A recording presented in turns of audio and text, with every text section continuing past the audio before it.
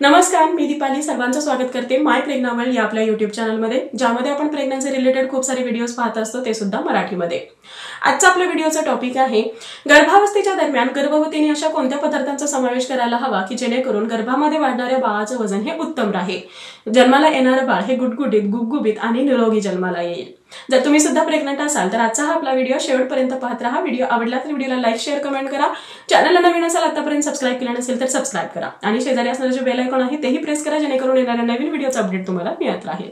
वळूया आपल्या आजच्या टॉपिककडे। प्रत्येक गर्भवतीची, प्रत्येक होणाऱ्या आईची अशी इच्छा असते की आपलं बाळ हे जन्मतःच गुटगुटीत असावं, गुबगुबीत असावं, निरोगी असावं। पण लक्षात घ्या, त्यासाठी प्रेग्नन्सीच्या अगदी पहिल्या महिन्यापासून स्वतःच्या आहाराकडे लक्ष देणं हे खूप जास्त गरजेचं आहे।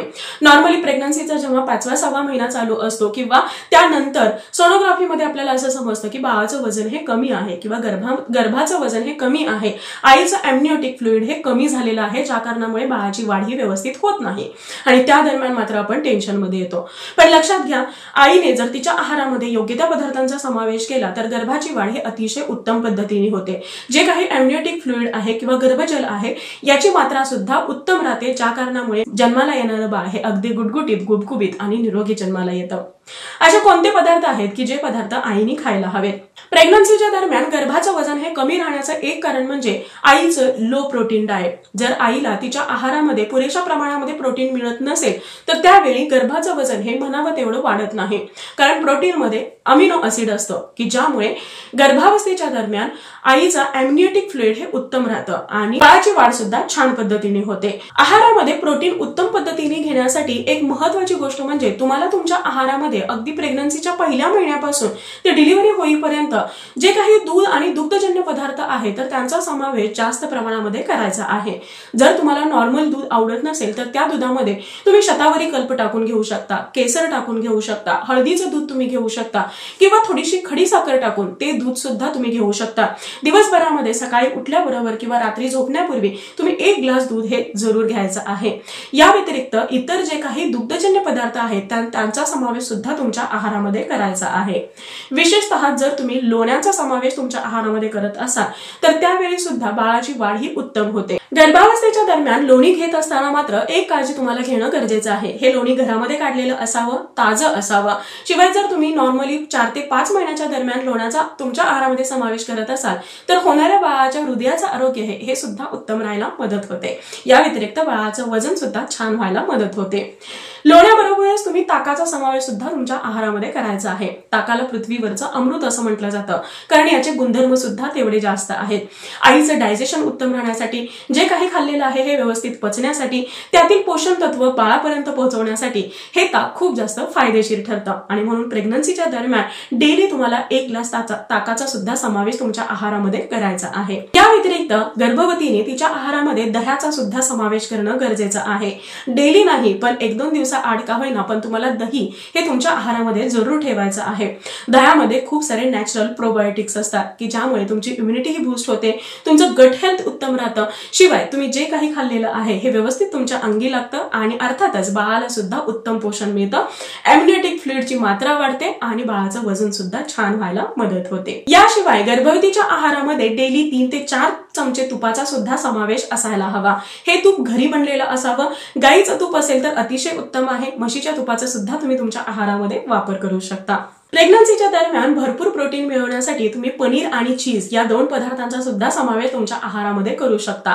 ऑलमोस्ट प्रत्येकाला पनीर आणि चीज हे आवडतंच। हे पचायला थोडंसं जड असतं। जर प्रेग्नन्सीच्या दरम्यान तुम्हाला डायजेशन रिलेटेड कोणताही प्रॉब्लेम असेल तर पनीर आणि चीजचं सेवन तुम्हाला थोडंसं कमी ठेवायचं आहे, पण आठवड्यातून 2 ते 3 वेळा तुम्ही पनीर आणि चीज या पदार्थांचा समावेश सुद्धा तुमच्या आहारामध्ये जरूर करू शकता। याशिवाय गर्भामध्ये वाढणाऱ्या बाळाचं वजन हे उत्तम राहण्यासाठी तुम्हाला तुमच्या आहारामध्ये अंड्यांचा समावेश सुद्धा जरूर करायचा आहे। जर तुम्ही नॉनव्हेज खात असाल तर अंडे, चिकन किंवा मासे यांचा समावेश तुम्ही तुमच्या आहारामध्ये मुबलक प्रमाणामध्ये करू शकता।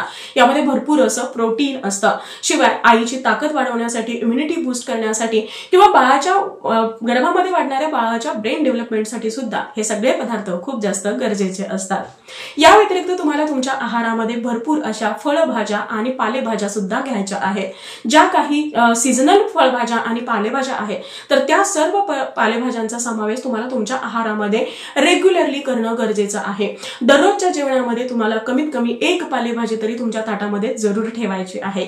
या व्यतिरिक्त जे काही रसाळ सीझनल फ्रुट्स आहेत, व्हिटॅमिन सी ने भरपूर असे जे काही फळं आहेत, तर त्या सर्व फळांचं सेवन तुम्हाला गर्भावस्थेच्या दरम्यान जरूर करायचं आहे। या व्यतिरिक्त बाळाचं वजन वाढवण्यासाठी कडधान्य सुद्धा आणि डाळी सुद्धा खूप जास्त गरजेच्या असतात। डाळीमध्ये कडधान्यामध्ये सुद्धा भरपूर प्रमाणामध्ये असं प्रोटीन असतं। या दरम्यान तुम्ही मूड आलेले कडधान्य सुद्धा खाऊ शकता, फक्त त्याचं प्रमाण तुम्हाला कमी ठेवायचं आहे। शिवाय कच्चे कडधान्य खाणं हे तुम्हाला टाळायचं आहे। कडधान्य व्यवस्थित भिजवून किंवा त्यानंतर मोड आणून त्याची उसळ असेल किंवा त्याची आमटी, वरण या पद्धतीने तुम्हाला ह्या कडधान्यांचा समावेश करायचा आहे। जर प्रेग्नन्सीच्या दरम्यान तुम्हाला पोटाच्या रिलेटेड काहीही त्रास होत असेल, म्हणजे जुलाब लागणं असेल किंवा कॉन्स्टिपेशन होत असेल, तर अशा वेळी मात्र कडधान्यांचा समावेश तुम्हाला थोडा कमी प्रमाणामध्ये करायचा आहे। पण तुम्ही सगळ्या डाळींचा समावेश वेगवेगळ्या पद्धतीने तुमच्या आहारामध्ये करू शकता। त्यानंतरचा जो पुढचा पदार्थ की जो गर्भाचं वजन वाढवण्यासाठी खूप जास्त फायदेशीर आहे ते म्हणजे ड्रायफ्रुट्स। जे काही ड्रायफ्रुट्स आहेत तर त्या सर्व ड्रायफ्रुट्स मध्ये भरपूर असं प्रोटीन असतं, भरपूर असं आयरन असतं की ज्यामुळे प्रेग्नन्सीच्या दरम्यान आईचं हिमोग्लोबिन उत्तम राहतं, रक्ताची वाढ ही व्यवस्थितरित्या होते, बाळाची वाढ ही उत्तम व्हायला मदत होते। रेग्युलरली तुम्ही जे काही मिक्स ड्रायफ्रूट आहेत आपल्या मुठीमध्ये बसतील एवढे ड्रायफ्रूट दिवसभरामध्ये खाऊ शकता। या ड्रायफ्रुट्स प्रमाणे शेंगदाणे सुद्धा खूप जास्त फायदेशीर आहेत। शेंगदाण्यामुळे हिमोग्लोबिन लेवल ही वाढते, शिवाय यामध्ये भरपूर प्रोटीन असल्या कारणामुळे गर्भाचं वजन सुद्धा वाढायला मदत होते। आणखी एक गोष्ट म्हणजे प्रेग्नन्सीच्या दरम्यान जे काही गर्भजल आहे त्याची मात्रा योग्य प्रमाणामध्ये राहण्यासाठी तुम्हाला तुमच्या आहारामध्ये भरपूर असं पाणी आणि इतर लिक्विड पदार्थांचा समावेश करायचा आहे। प्रेग्नन्सीच्या दरम्यान गर्भवतीचा आहार आणि विहार हा योग्य प्रमाणामध्ये असेल तर बाळाची वाढ सुद्धा व्यवस्थित होते, आईचं आरोग्य उत्तम राहतं आणि अर्थातच गर्भामध्ये वाढणाऱ्या बाळाचं वजन ही छान व्हायला मदत होते। तर या काही गोष्टी होत्या, हे काही पदार्थ होते की जे पदार्थ अगदी पहिल्या महिन्यापासून ते डिलिव्हरी होईपर्यंत तुम्हाला तुमच्या आहारामध्ये व्यवस्थित असे समावेश करणं गरजेचं आहे। सो आय होप आजचा हा व्हिडिओ तुम्हाला आवडला असेल आणि हेल्पफुल ठरला असेल। Thank you so much for watching this video. Bye bye, see you soon with new topic.